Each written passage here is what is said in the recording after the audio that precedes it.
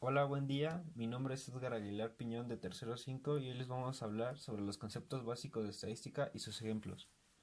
La estadística la podemos definir como la ciencia que estudia la recolección, análisis e interpretación de datos.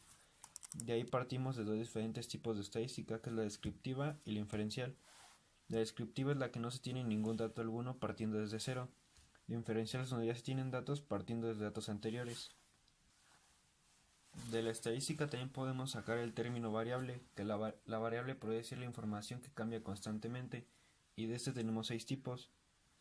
Es la cualitativa, que se define con palabras; cuantitativa, que se define con números; discreta, que son preguntas cerradas; continua, preguntas abiertas; nominal, a la vez es categórica y discreta, pero con números; y la categórica, que es con palabras y a la vez discreta. También de esto podemos hacer combinaciones, por ejemplo, la cualitativa discreta.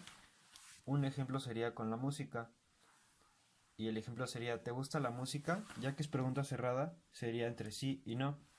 Después iremos con la cualitativa continua, y un ejemplo con el de la música sería: ¿qué género de música escuchas más?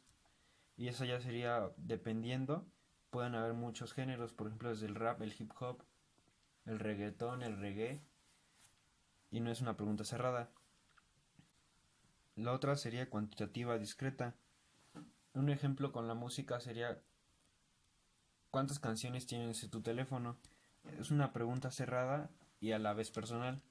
Después sería la cuantitativa continua.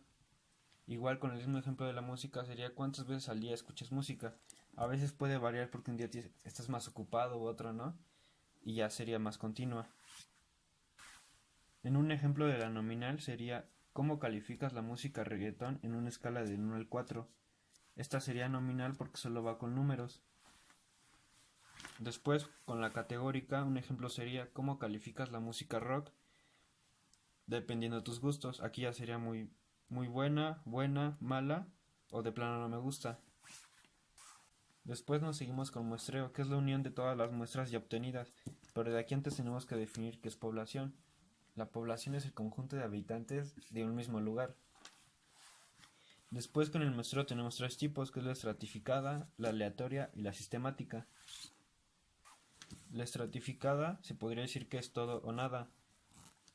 En la aleatoria agarras ciertos puntos aleatorios sin importar qué. En la sistemática agarras todo, pero solo sacas lo que te sirve. Un ejemplo de esto sería con la población de la EPOS 34, donde quieres saber el promedio con más alto rango, que sería del 9 al 10. En la estratificada agarras todo, pero si algún dato no te sirve, por ejemplo un 5, ahí ya no funcionaría. En la aleatoria agarrarías todo, igual de la misma manera te podría servir o no. En la sistemática ya agarrarías a todo el grupo, pero solo agarras los de 9 y 10. En este caso eso serviría más, sería más conveniente en este caso. Después de esto, ya teniendo la variable y el muestreo, nos vamos a la representación de datos. En la representación de datos podemos ocupar cuatro, que es el histograma, diagrama de pasteles, gráfica de barras y polígono de frecuencia.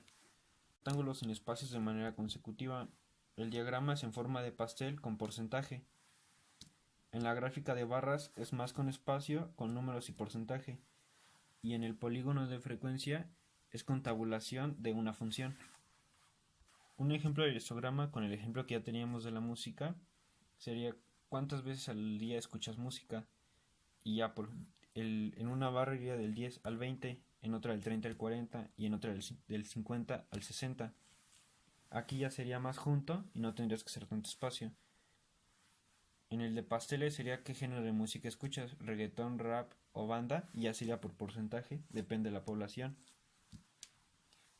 En el de barras ya sería cada quien personal, se podrían dar 26 minutos, 25 minutos, 30 minutos, por eso es más separada.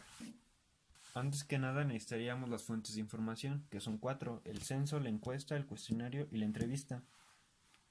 El censo sería un conjunto de referencias sobre una observación. En la encuesta son preguntas que se hacen en determinado tiempo, solo en ese momento. En el cuestionario son preguntas diferentes, pero que llevan un mismo fin. En la entrevista no llevan tiempo, puedes ir hoy, mañana o el día que sea, sin tiempo. Bueno, eso es todo de mi parte, muchas gracias.